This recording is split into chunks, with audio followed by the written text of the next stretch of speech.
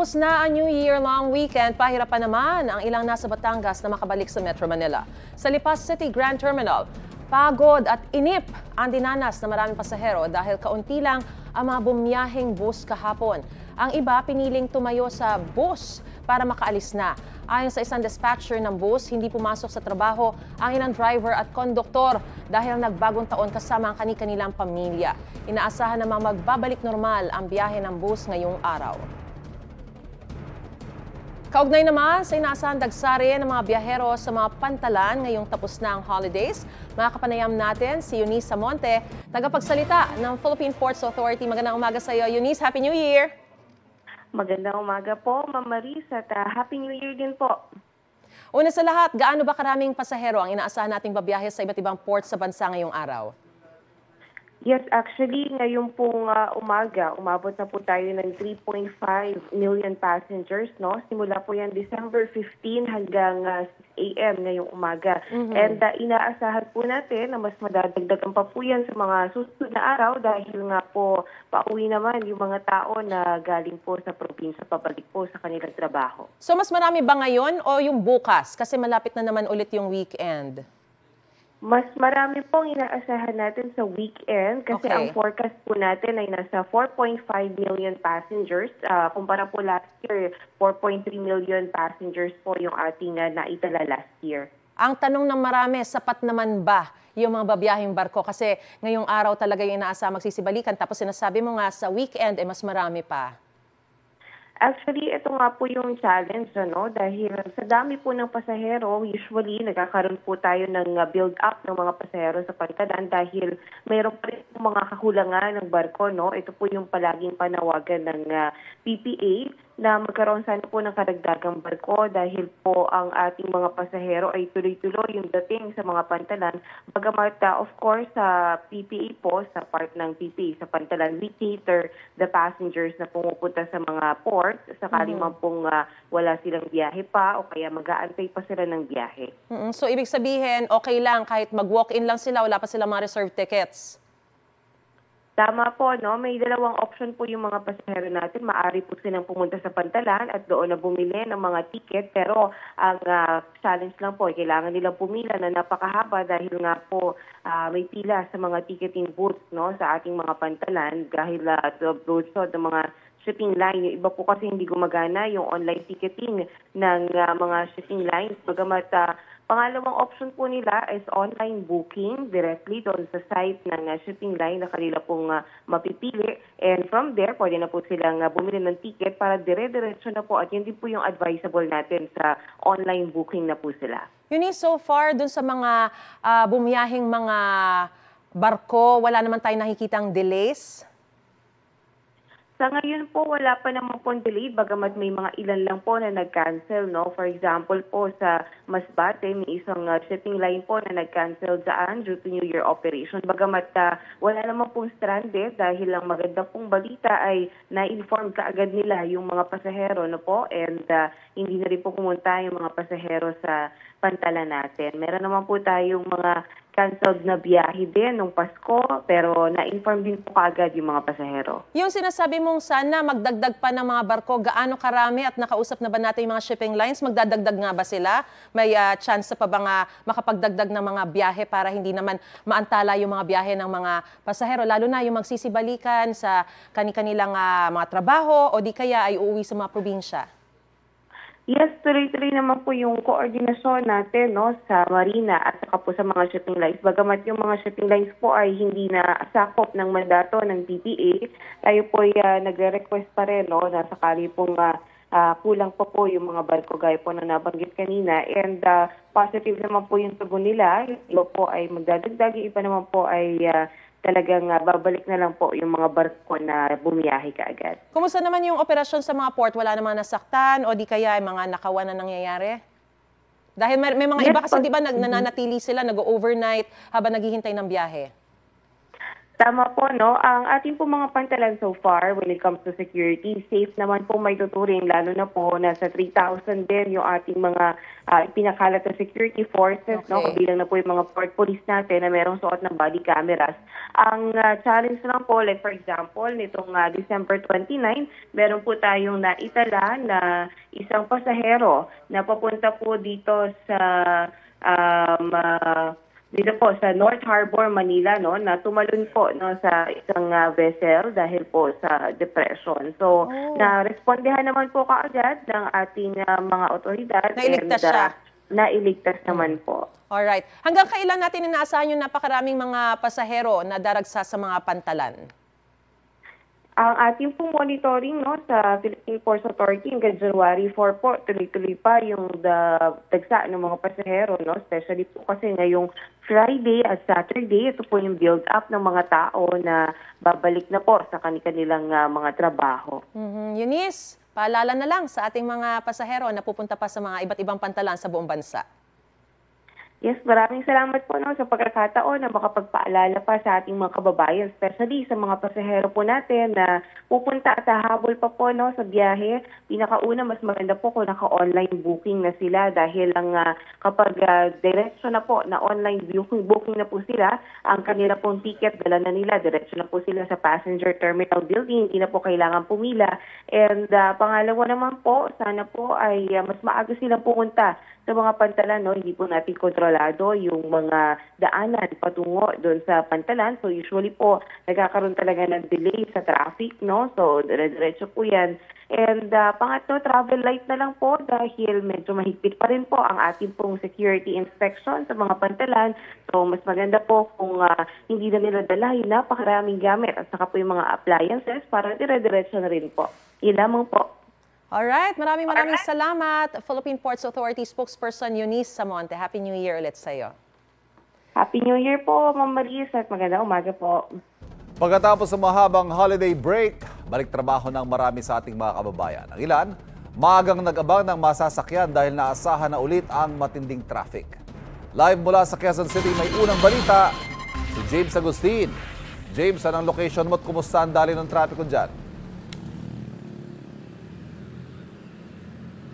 Van, good morning. Nandito ako ngayon sa area ng Commonwealth Avenue sa Litex at ngayon naman ay maluwag pa naman yung daloy ng trapiko at hindi ganun karami yung mga pasahero ngayong umaga. Pero tila may holiday hangover pa yung ilan nating mga kababayan. Pero dahil back to work na ngayong araw ay kailangan na ulit kumayod at yung ilang mga pasahero ay maagang bumiyahe dito sa Commonwealth Avenue para hindi malate sa kanilang trabaho.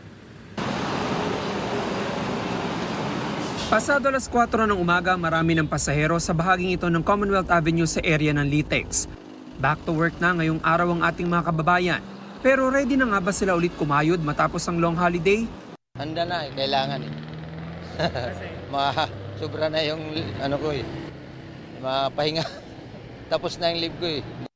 Bitin kasi saglit lang yung namin vacation namin sa work. Natamad pa ako, parang kulang pa yung bakasyon. Bitin nga po kasi nga may pasok po kami. Tila may holiday hangover pa ang ilan, pero maaga pa rin silang gumising para pumasok sa kanilang trabaho. Gaya ni Rose Ana pauwi pang Indang Cavite matapos magbakasyon sa kanyang kaanak dito sa Quezon City. Pag gantong oras, punuan kasi yung iba bumabalik na sa kanilang mga lugar. Si Rodrigo naman sa Taguig pa ang trabaho. Sanay na raw siya makipagsiksikan sa mga pampublikong sasakyan. Minsan mahirap sa madali. Oo. Lalo pag itong mga holiday. Maaga rin naghihintay na masasakyan si SP na patungo North Avenue. Mahirap sumakay kasi ang daming tao na kasi syempre unang day ng pasok uli ng 2025. Syempre alam nyo, yung traffic, kailangan maaga. Ramdam na ang unang araw ng trabaho ngayong bagong taon. May mga pasero na papatakbo makasakay lang. Punuan na tayuan ng mga pasero sa ilang bus. Sa kabila niyan, ang pagiging on-time ang isa sa mga goal ng mga paserong amin nakausap ngayong 2025. Ayaw ko nang malilit ako eh.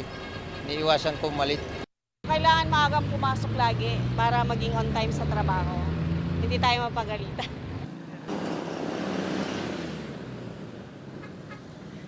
Samantala, Ivan, ito yung sitwasyon dito sa Commonwealth Avenue area nga ng Litex. Hindi pa ganun karami yung mga pasahero. Pinapausog sila ng MMDA dito sa may bandang gilid dahil nga kanina nakaharang na sila dito sa unang lane, malapit na sa bike lane. At may mga tawon dito ng MMDA na nagmamando sa daloy ng trapiko. Silipin naman po natin yung sitwasyon ng traffic. Commonwealth Avenue po ito, westbound lane na patungo sa area ng Elliptical Road. Maluwag na maluwag. Akala mo nga wala pang trabaho ngayong araw na ito. Doon sa kabilang lane, yung eastbound lane na patungo naman sa area ng Fairview, mas maluwag ang sitwasyon ng traffic ngayong umaga. Yan ang unang balita mula rito sa Quezon City. Ako po si James Agustin para sa GMA Integrated News.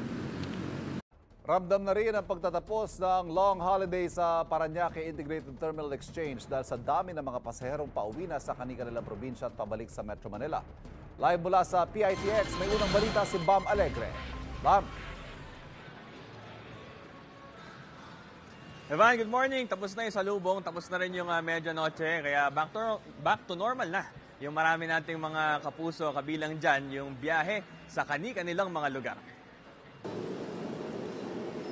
Madaling araw pa lang, blockbuster na ang pila papasok sa Parañaque Integrated Terminal Exchange. Sa bag check pa lang, napakahaba na ng pila.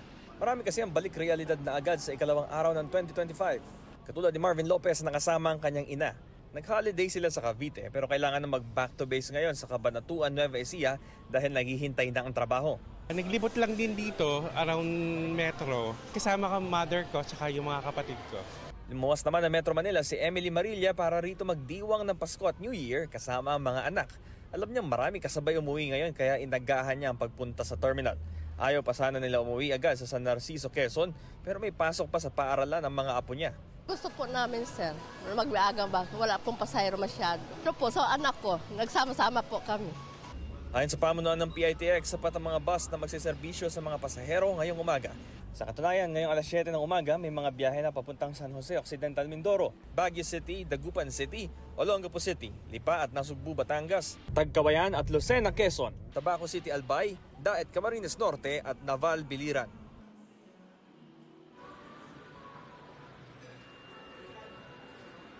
Ivan, bahagyan na naibsan yung morning rush kanina. Ibig sabihin, hindi na ganun kahaba yung pila dito sa entrance ng PITX. Pero patuloy pa rin yung pagdating ng mga pasahero ngayong umaga. Ito ang unang balita mula dito sa PITX. Bam Alegre para sa GMA Integrated News. Kapuso, huwag magpapahuli sa latest news and updates. Mag-iuna ka sa balita at mag-subscribe sa YouTube channel ng GMA Integrated News.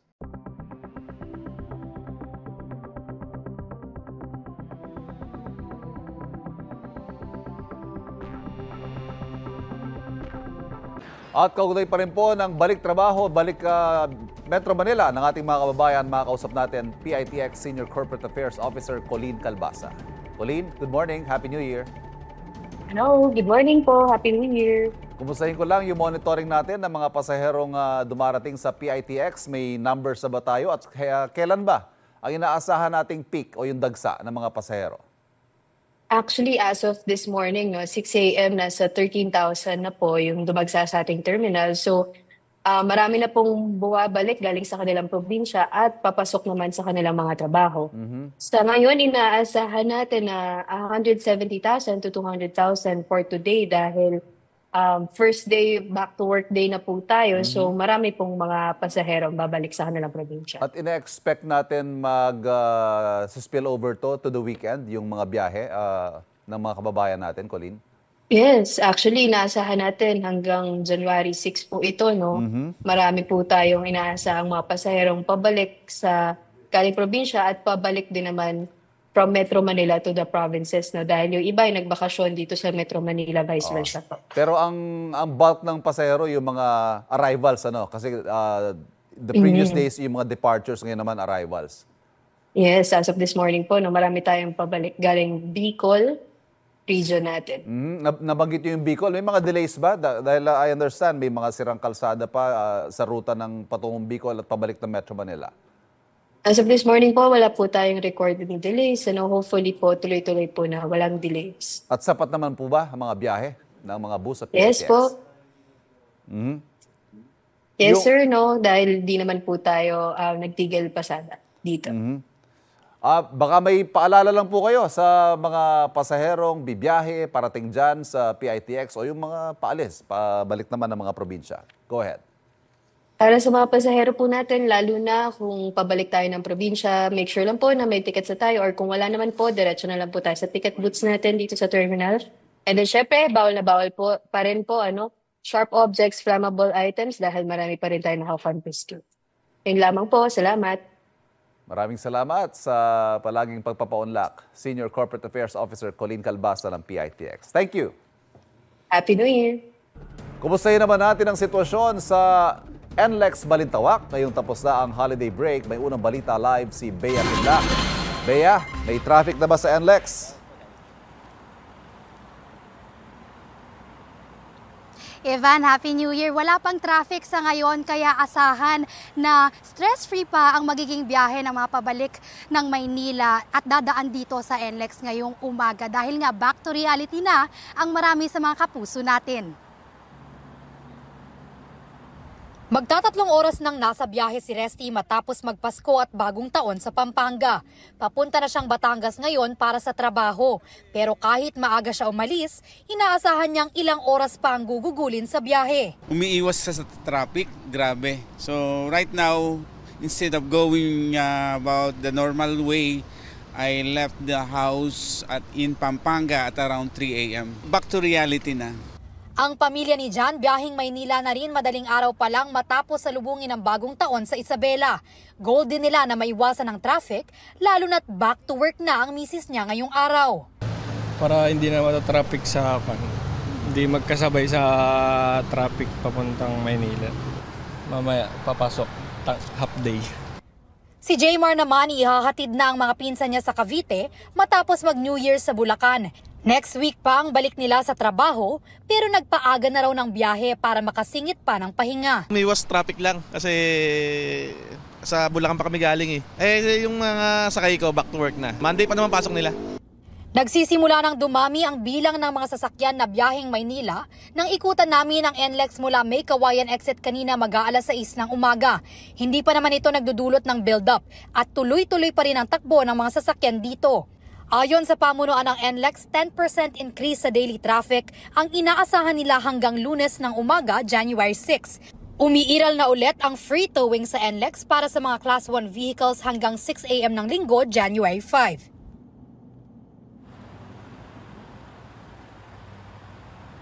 Evan, paalala naman ng pamunuan ng NLEX sa mga motorista bago bumiyahe, i-double check ang kalagayan ng sasakyan, ng driver at kung sapat ba ang laman ng inyong mga RFID. At yan ang unang balita mula rito sa NLEX Balintawak. Ako si Bea Pinlac para sa GMA Integrated News. Maghanda po sa worst case scenario, yan ang paalala ng mga lokal na pamahalaan ng Negros Occidental sa mga nakatira sa paligid ng Bulkang Canlaon. Dahil yan sa patuloy na aktibidad ng bulkan. Naglabas na rin ng warning ang PHIVOLCS kaugnay sa magmatic unrest ng bulkan. Posible raw itong magkaroon ng mas malakas na pagputok. December 9 nang huling magkaroon ng explosive eruption ang Bulkang Canlaon. Sa kasalukuyan, nasa alert level 3 pa rin ito, kaya't inilikas ang mga nakatira sa 6-kilometer radius ng bulkan. Nauna nang sinabi ng Office of Civil Defense ng Region 6 na posibleng palawigin sa 10 kilometro ang danger zone ng bulkan. Sa pagpasok ng 2025, nakapagtala na agad ng unhealthy air quality sa ilang bahagi ng Metro Manila. Bukod naman sa polusyon sa hangin, tambak na basura ang iniwan sa iba't ibang lugar ng pagsalubong sa bagong taon. Narito po ang unang balita ni Bernadette Reyes. Kaliwat kanang basura ang bumungad sa mga kalsada kasunod ng pagsalubong sa bagong taon. Tulad sa Taft Avenue sa Pasig kung saan maagang naglinis ang mga tauhan ng City Hall. Sa ilang bahagi ng Pasig, tambak rin ang mga basura sa daan. Nadatnan pa naming hinahakot yan ng mga truck ng City Hall. Maging sa Maynila, gabundok ang mga naiwang basura. Kaya naman pinagtulungan na yang linisin gamit ang mga walis at traktora. Kalat ng buko po, karamihan. Usual na basura rin po. Natural lang naman po pag bagong taon, talagang maraming basura. Bukod sa mga basura, nabalot din ng smog o magkahalong usok at fog ang ilang bahagi ng Metro Manila Naobserbahan yan sa Maynila tulad sa P. Burgos, Jones Bridge at Divisoria. At kahit bandang 2:00 na ng hapon, kita pa rin ang smog sa kuhang ito sa bahagi ng Mandaluyong at San Juan. Patuloy ang pangangalap ng pinal na datos ng DENR pero ayon sa Swiss research firm na IQ Air, umabot sa unhealthy level ang hangin sa Maynila. Ang air quality index na yan mahigit 15 beses na mas mataas sa pamantayan ng World Health Organization. Naitala rin yan bilang ika-16 na pinakamaruming hangin sa mahigit 100 lungsod sa listahan. Ito yung air quality monitoring equipment na ginagamit ng DENR-EMB para masukat ang air pollutants sa kapaligiran gaya na lamang ng mga pinong alikabok. Hindi lang sa kapaligiran may epekto ang ganyang hangin dahil ayon sa eksperto, posibleng makasama yan sa katawan ng tao.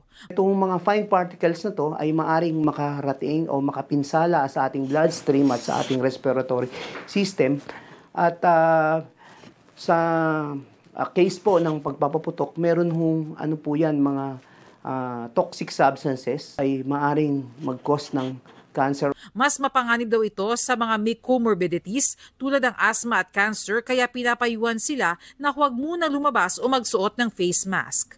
Ito ang unang balita, Bernadette Reyes para sa GMA Integrated News. At kaugnay po ng mga casualty sa pagsalubong sa bagong taon, makakausap natin Department of Health spokesperson, Assistant Secretary Albert Domingo. Doc Albert, Happy New Year. Good morning. Happy New Year, Ivan. Happy New Year sa lahat ng mga kapusong nakikinig at nanonood. Baka may updated numbers tayo, Asek, sa bilang ng mga sugatan dahil sa paputok. Papasok pa lang yun na Ivan, yung hawak ko pa rin yung simula yung kahapon na as of 6 a.m. ng January 1. Ang ating total po ay nasa 340 na po. No? Ito ay mas mababa ng 34% kumpara sa total nung panahon ng nakaraang taon.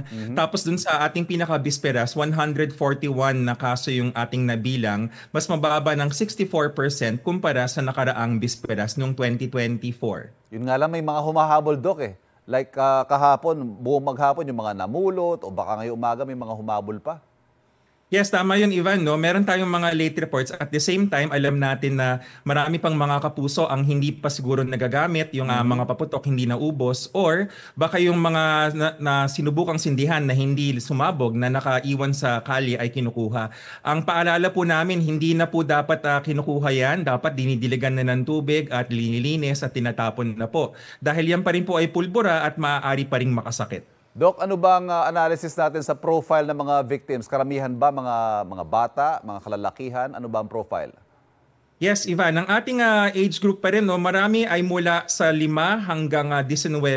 Ang pinakamarami is 10 to 14. At ang kanilang kasarian, halos siyam sa bawat 10. 88% ay mga lalaki. So matotal, mga batang lalaki, Ivan, yung mga nabiktima dito. Marami sa kanila mga actively involved, no, mga 55%. Yung iba po naman ay natamaan lamang, hindi naman sinasadya. At ano yung mga naging paputok na involved dito? Yung top 1 natin, yung Boga, top 2 is yung 5-star, parehong illegal po yan.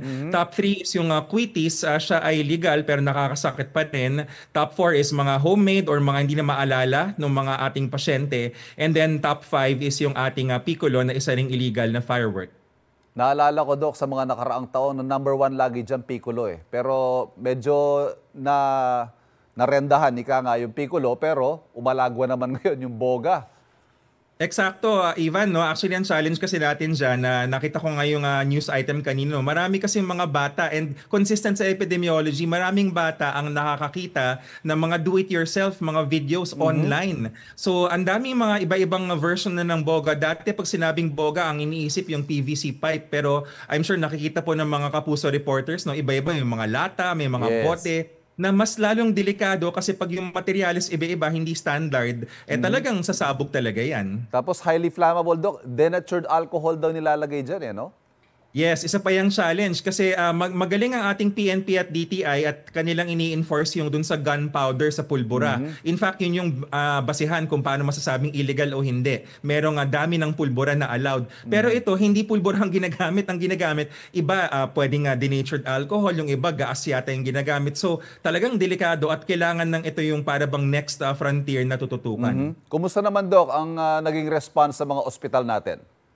Tuloy pa rin po ang pagiging code white ng mga ospital all the way until January 6. Handang-handa po ang lahat. Yung mga gamit di po nauubusan. At maraming salamat rin po sa ating mga frontliners o sa mga doktor, nurse at mga support staff na nakandoon. Mga nagbagong taon sa kanilang mga emergency room. Ready pa rin po ang mga ospital.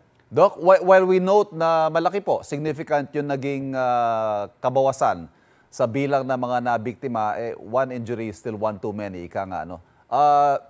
Moving forward, may mga naisip po ba kayo na pwede pa nating i-tweak sa ating siguro paalala, pananakot sa mga kababayan natin? Baka sa susunod na taon, mas maganda pa mga numero natin.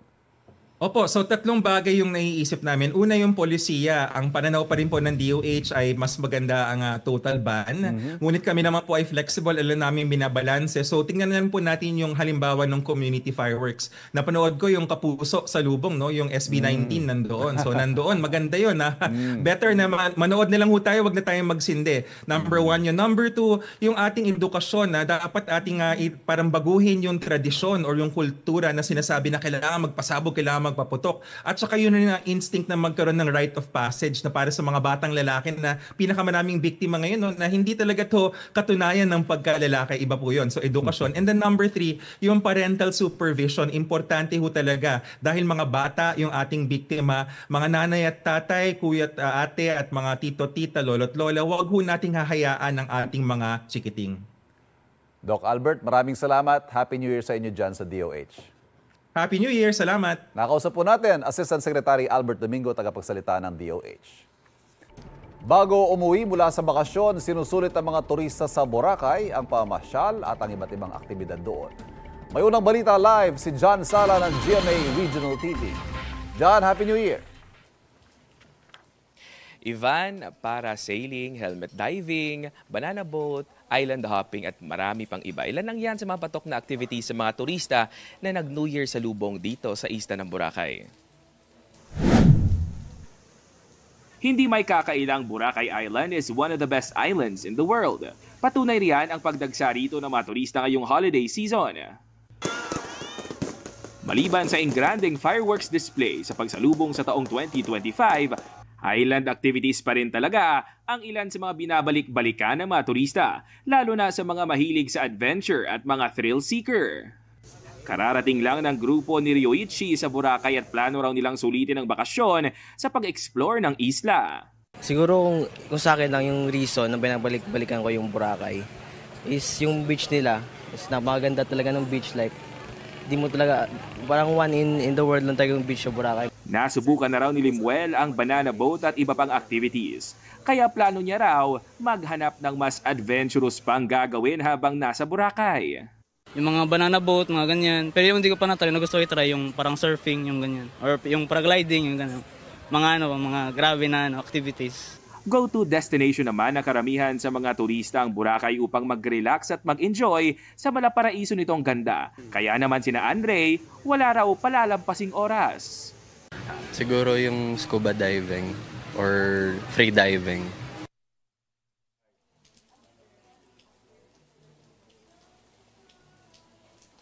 Ivan, ngayong umaga nga'y naranasan ang malakas na pag-ulan dito sa isla ng Boracay na naapektuhan ang mga early morning activities ng mga nag-New Year sa lubong dito.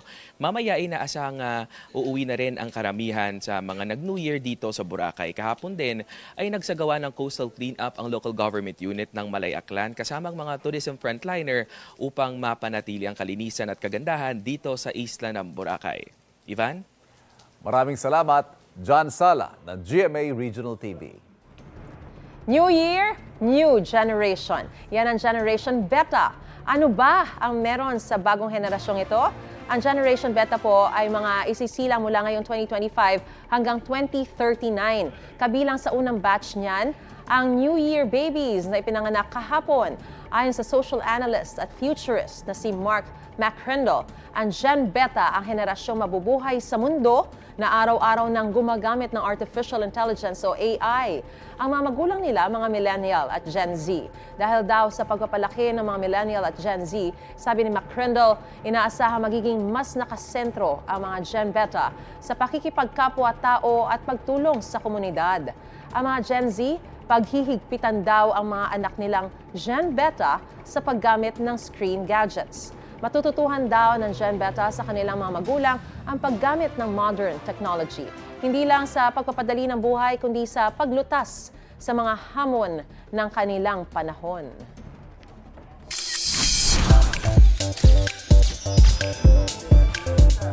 Ngayong unang Throwback Thursday ng 2025, may pa-throwback po si Kapuso Drama King Dennis Trillo. Sa IG, pinost si Dennis ang kanyang photo kung saan hawak niya ang nakuha niyang award sa Metro Manila Film Festival 2004. Nanalo Best Supporting Actor si Dennis noon para sa pelikulang Ice Temas 1941, Mahal Kita. Memorable daw dahil first award niya yan sa kanyang first movie. At 20 years later, nito nga 2024, si Dennis ang nagwaging Best Actor sa 50th MMFF para sa Green Bones na produced ng GMA Pictures. Habang ang co-star niya noon sa Ice Temas, 1941 na si Judy Ann Santos ang nagwaging Best Actress naman para sa Espantajo. Sa IG post ni Official Juday PH, pinusuan ng ang pic ni Dennis at Judy Ann together sa gabi ng parangal ng MMFF. Kapuso, mauna ka sa mga balita. Panoorin ang unang balita sa unang hirit at iba pang award-winning newscast sa youtube.com/GMA News. I-click lang ang subscribe button. Sa mga kapuso abroad, maaari kaming masubaybayan sa GMA Pinoy TV at www.gmanews.tv.